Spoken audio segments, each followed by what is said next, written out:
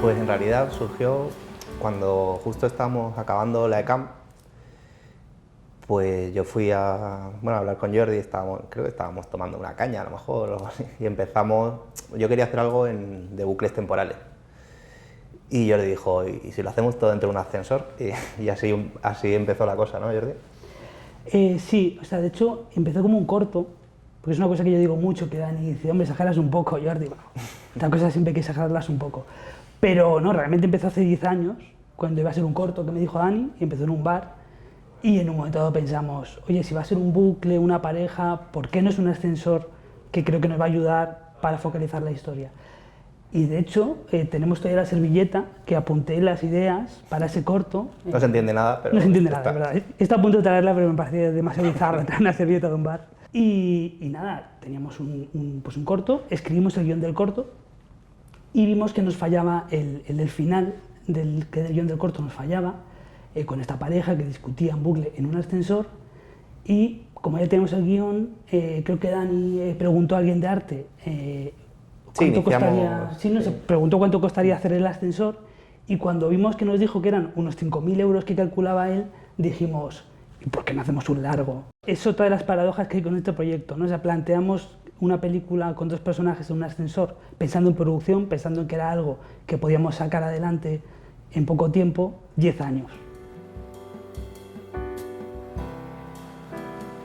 Bueno, en realidad al principio fue bien, ¿no? Porque escribimos relativamente rápido una versión de guión y la empezamos a presentar a concursos y nos seleccionaron en varios. Estuvimos, pues, me fui a La Habana a un evento que organizaba la IGAE, creo, en el Festival de Cine de La Habana, y ahí ya empezamos a establecer contacto con productores.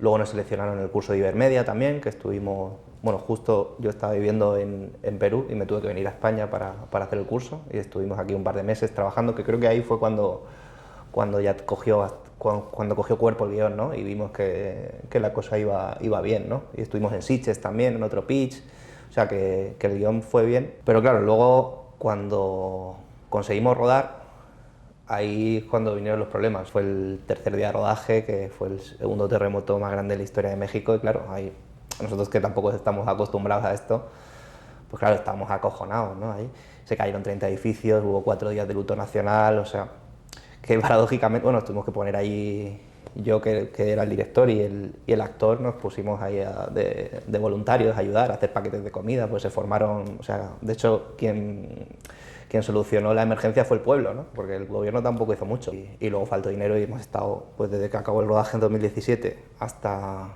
que han decidido, en este caso los distribuidores, darle el último empujón a la peli, han pasado 3 años, ¿no? Y en esos 3 años no se ha podido conseguir la financiación para acabarla. Ese ha sido, digamos, el mayor inconveniente de la peli, ¿no?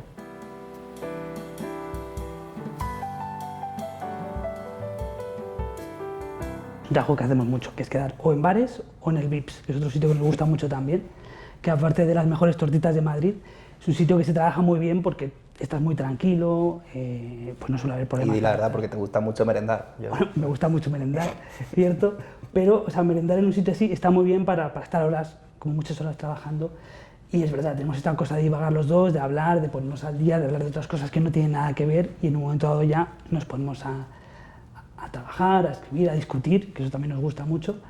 Y en ese proceso estamos muy acostumbrados, y es casi un trabajo de 50-50, en el sentido de que es como si fuera 50-50. De hecho, a la hora de escribir, de hecho ahora estamos con otro proyecto también que estamos escribiendo juntos, y que es, uno escribe hasta la mitad, se lo pasa al otro, el otro lo lee, pues nos llamamos, quedamos, comentamos cómo se puede reescribir esa parte, y ya el segundo lo que hace es reescribir esa parte y ya continuar hasta el final. Entonces se lo pasa al otro y lo mismo, más o menos así, como que nos lo vamos rebotando, y como hay mucha confianza, pues para bien o para mal, estas cosas de poder discutirnos hasta una coma, que eso lo hacíamos mucho. Momentos de discusión en el Vips, donde las señoras de al lado pues debían flipar, debían decir, ¿y estos dos enajenados de dónde han salido? Pero luego eso, como resultado, pues dabas ideas muy buenas, o sea, llegabas a algo.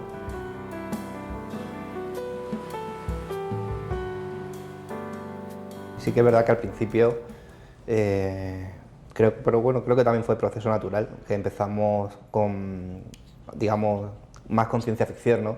buscando explicaciones para tal, para ver por qué viajaban en el tiempo, el bucle, tal.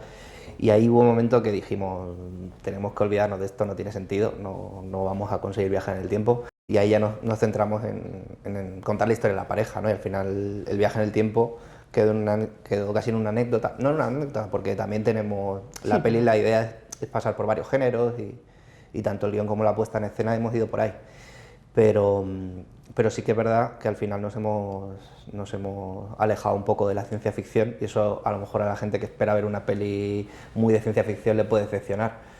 Pero en el fondo es una comedia con mezcla de géneros que al final queremos tocar todo un poquito y bueno, pues... Pero queríamos tocarlo un poquito, pero también queríamos centrarlo en lo que al final veíamos que es de lo que queríamos hablar y que creíamos que era como el motor de la historia. Entonces es verdad que la parte de ciencia ficción en algunos momentos puede ser más como MacGuffin y de hecho la resolución final hay algo de broma pero autoconsciente. O sea, hay una broma autoconsciente de que no queremos hacer estas películas sesudas de ciencia ficción. ¿Cómo era esta? No es Primer, ¿no? Es Primer, eso es, ¿no? Que no es Primer, no es Primer, no.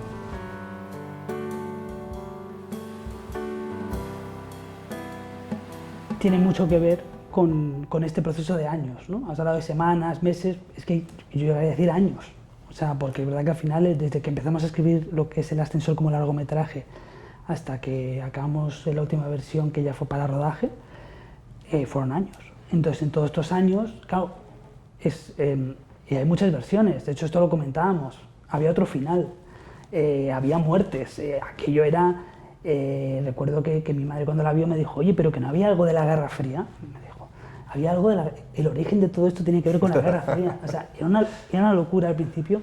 Entonces, al final, un vídeo, ¿verdad? Un vídeo, al principio de hecho, un poco cuando lo vimos como un proyecto low cost, queríamos divertirnos mucho y no pensamos tanto en una estructura que estuviera tan cerrada como jugar a que cada bloque de la película fuera como un género distinto. Entonces empezar como comedia, luego comedia negra, luego terror, luego ciencia ficción, luego documental, luego incluso un musical, creo que cantaban en algún momento.